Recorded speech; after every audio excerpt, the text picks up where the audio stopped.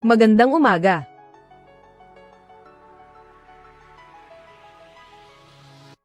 Kuya. Anong kuya? Sir Chen, ito po ang kakambal ko. Kayo po pala si Sir Chen. Magandang araw po, Sir Chen. Ang pangalan niya ay Zhang Deswai. Zhang Deswai. Sir Chen, salamat po sa pagkakataong ibinigay niyo sa akin. Hinding-hindi ko po bibigwin ang tiwala niyo. Asahan niyo pong tatapusin ko ang misyon.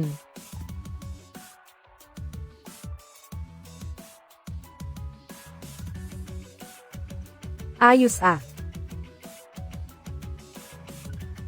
Paano kayang nangyari sa mundong ito, na may taong magkamukhang magkamukha?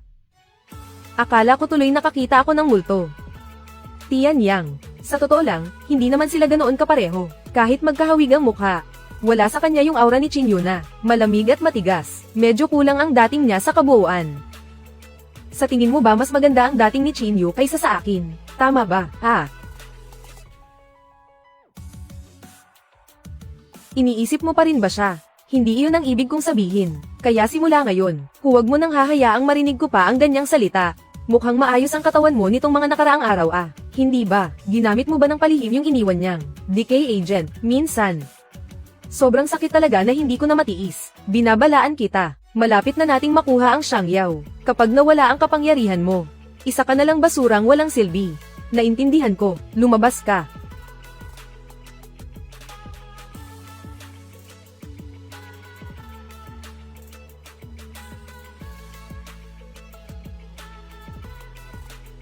Magandang tanghali.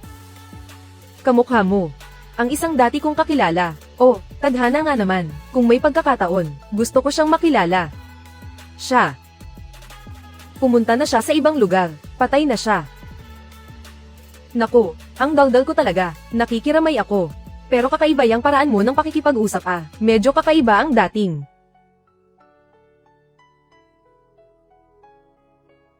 Libre ka ba mamayang gabi? Inom tayo. May gagawin ka ba mamaya? Tara, shot tayo. Para naman maalaala natin yung kaibigan ko. Ako. Gusto ko sanang humiram ng balikat mo. Busy ang balikat ko.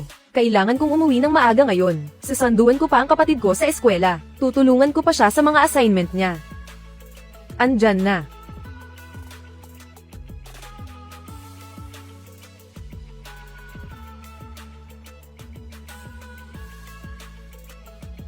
Anong ginagawa mo? Dulat mo naman ako.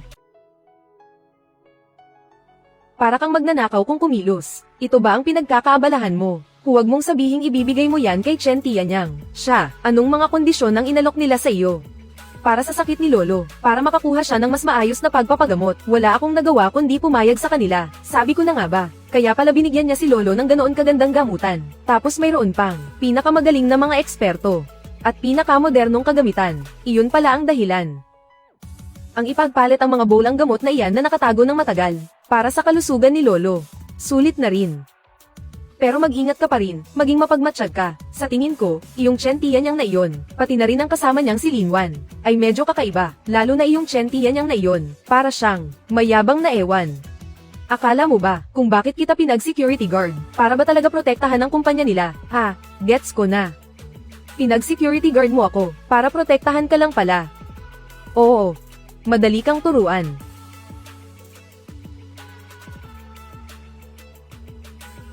Mayroon bang formula? Kailangan nating gumawa ng maramihan. Nasa isip lang ni Lolo ang formula, hindi niya yun kailanman isinulat. Pasensya na, ito lang ang mga gamot na makukuha ko sa ngayon. Ano pa man ang mangyari, nagpapasalamat pa rin ako sa iyo.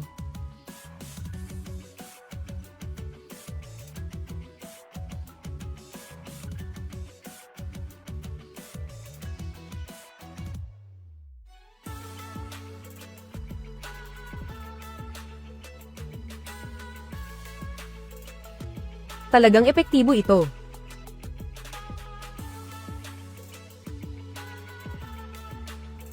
Hindi iyan para kainin mo. Dalhin mo sa lab para suriin ang mga sangkap niyan.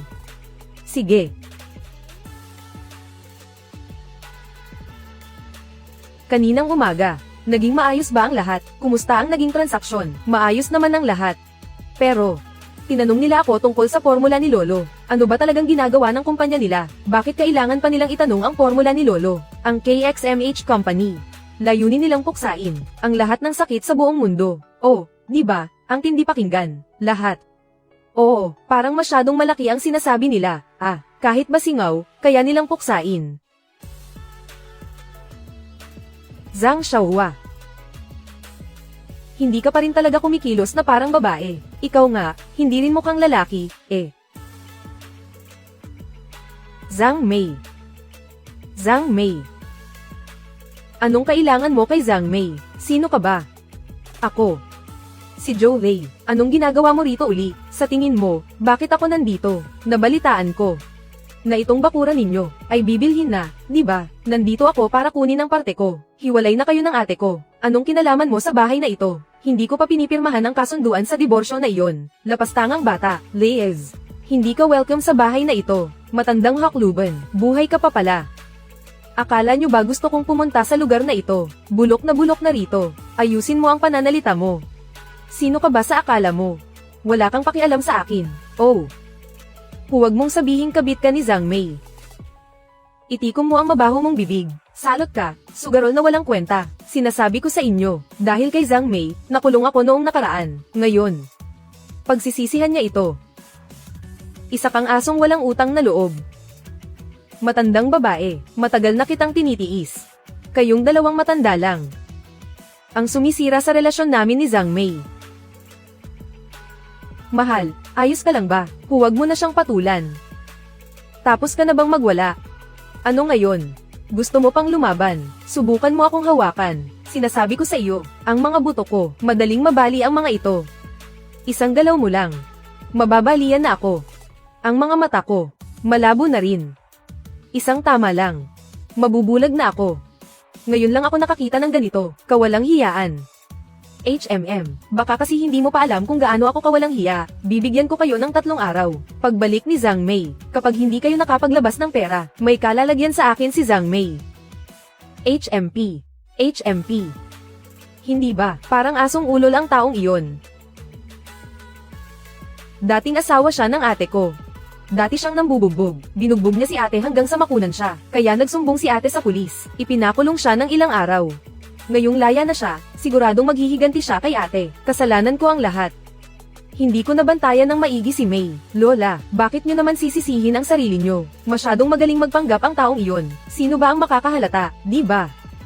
Tama ka. Sino nga ba ang makakakilala sa iyo? Ganyan na ba siya bago pa siya makulong? Hindi ko akalain. Gagawa pa rin siya ng gulo. Ate, nag-aalala kaming lahat para sa kaligtasan mo. Paano kung mawala na siya ng bait at may gawing masama? Baka kung ano pa ang magawa niya. Huwag kang mag-alala, kapatid ko. Hindi na ako ang dating ako. Hindi na siya ang dating Zhang Mei na hinahayaan lang siyang apihin. Ngayon, may pamilya na akong sumusuporta sa akin. Kapag nagkamali siyang magbuhat ng kamay, itataya ko ang buhay ko sa kanya.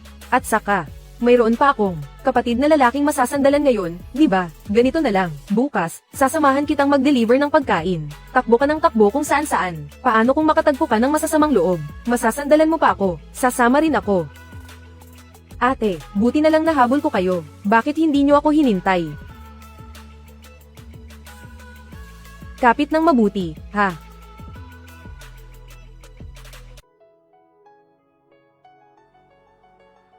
Bakit ang bilis magpatakbo ng ate mo? Nasaan na sila? Bilisan natin, unahan natin siya. Kapit ng mahigpit, sige.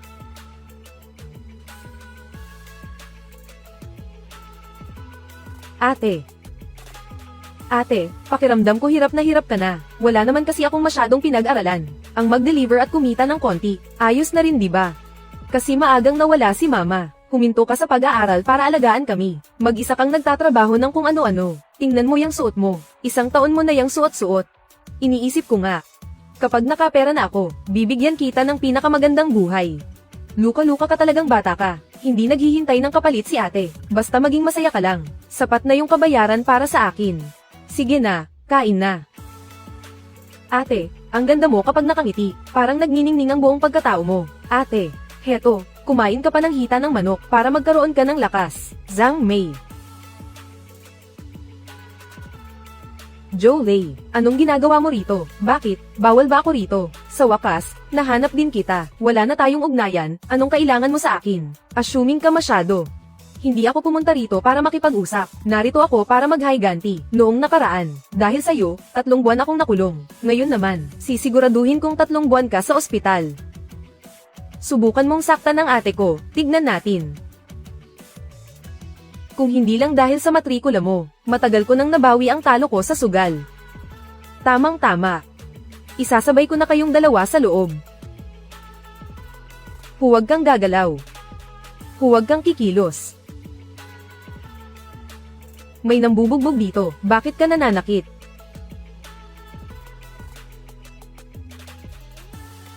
Hindi ko man lang siya nahawakan. Grabe, harap-harapang budol to ah. Ikaw ang tumulak sa kanya, nakita ko, may nananakit dito. Alis na, alis. Hoy, huwag kang tatakas, huwag kang aalis. Nakahiga pa rin ang tao rito. Oo nga. Sige. May alam ako ng kaunti sa panggagamot, bubuhayin ko siya.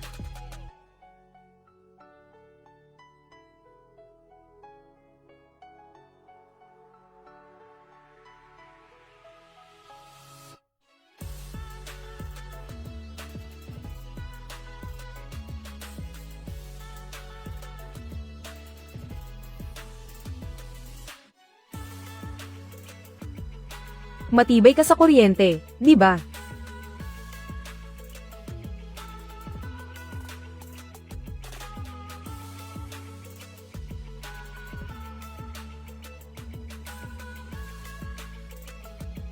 Maghintay lang kayo, sisirain ko ang dangal ninyo.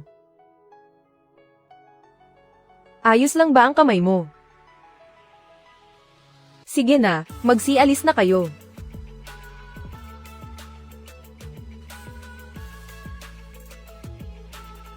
Anong nangyari kay ate? Si ate at ako, ginawan kami ng malalaswang chismis ng Jolie na yun. Ano? Yung Jolie na yun, napakawalan Gia talaga.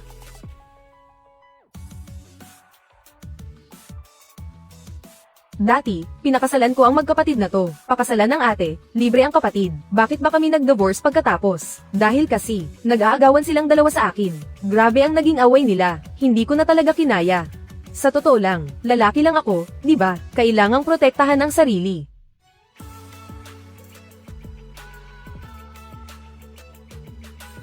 Zhang Mei. Zhang Mei. Anong ginagawa niyo rito? Bakit pati sa bahay ay naghahanap kayo ng siopaw? May utang sa amin si Jolie. Hindi namin siya mahanap. Bayaran nyo na ang utang nyo. Wala na akong kinalaman sa kanya. Sabi ko na nga ba, pamilyar ka sa akin. Ikaw pala yan. Anong ginagawa mo rito? Kuya. Kuya. Bakit ka nandito?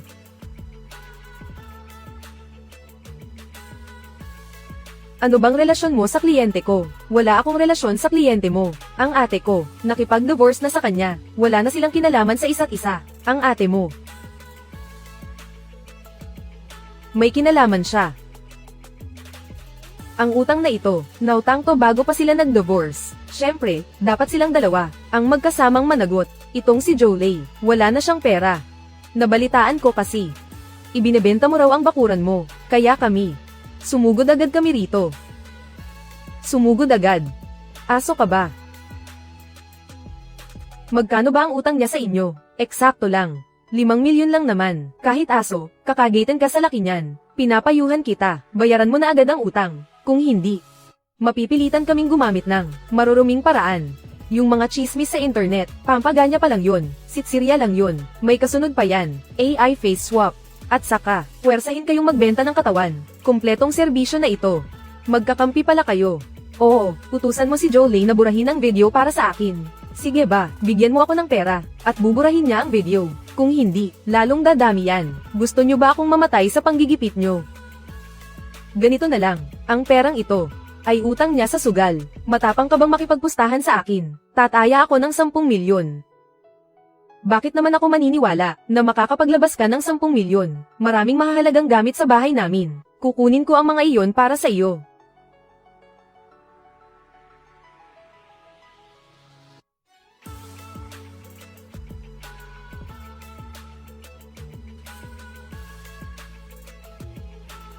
bilang paunang bayad.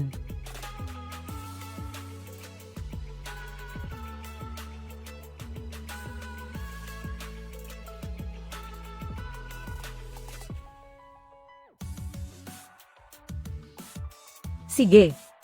Linawin muna natin ang usapan, ha? Kapag natalo ka, double ang utang na ito. At kung ako naman ang matalo, hindi mangyayari yan. Burado na lahat ng utang, at bibigyan pa kita ng 2 ice cream. Usapan na yan. Sinasabi ko sa iyo, sa alak, pwedeng itaya ang buhay, pero sa baraha, kukunin ang buhay mo. Palem. That's why, hindi natin sila matatalo sa laro. Puro madadaya ang mga yan. Siya lang ba ang marunong mandaya? Lolo. Yung ano natin, yung maliliit na dilaw na beans, Oh. Sige, naghanda ako ng isang sako para sa iyo. Sandali lang. Isang sako talaga ang inihanda. Dala mo ba ang gamit?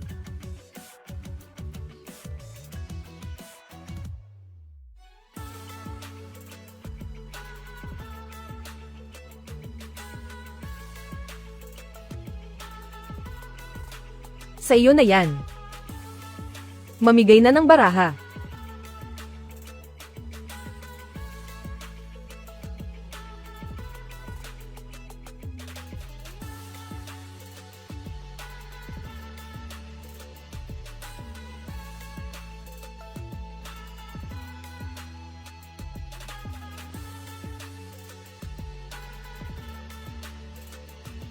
Sa tingin ko, palayo ka na ng palayo, sa inaasam mong panalo. 3 magkakapareho.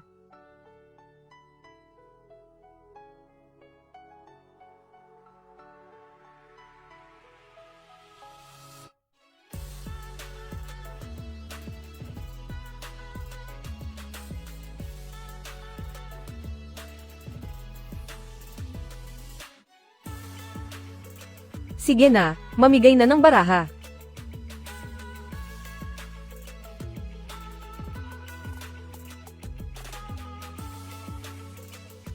Matapang ka ba? Lakihan pa natin ang pusta. Anong klaseng laro? Dagdagan pa. 30 milyon. 3 daliri. Ang lupit naman yan. Kaninong daliri ba ang kukunin? Sige ba?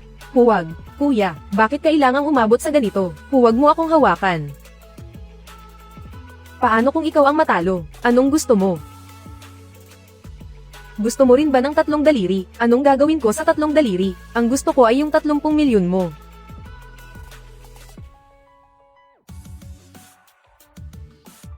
Usapan na yan.